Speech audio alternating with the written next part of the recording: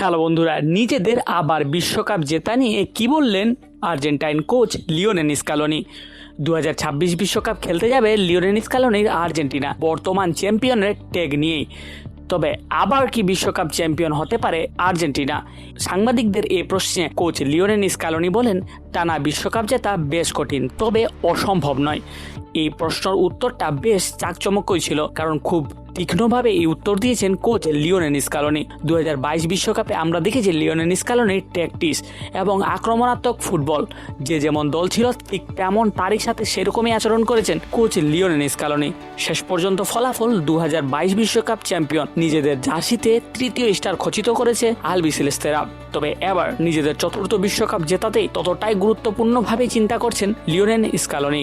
দলের অন্যতম সেরা তারকা লিওনেল মেসির এটা শেষ বিশ্বকাপ। তবে ইতিমধ্যে লিওনেল মেসি বিশ্বকাপ জিতে গেলেও টানা দ্বিতীয় বিশ্বকাপ জেতাতে নিশ্চয়ই খুশি থাকবেন না লিওনেল মেসি। কারণ এই ফুটবল বিশ্বকাপ জিততে কে না চায়, তবে সেটা যদি টানা দ্বিতীয়বারের মতো হয় তাহলে তো আরও যেন স্বাদটা বেড়ে যায়। বন্ধুরা, আপনার কি মনে হয় এই 2026 সালে আর্জেন্টিনা বর্তমান চ্যাম্পিয়নের ট্যাগ ধরে রাখতে কি এই বিশ্বকাপও জিততে চলেছে? অবশ্যই কমেন্ট করে যান।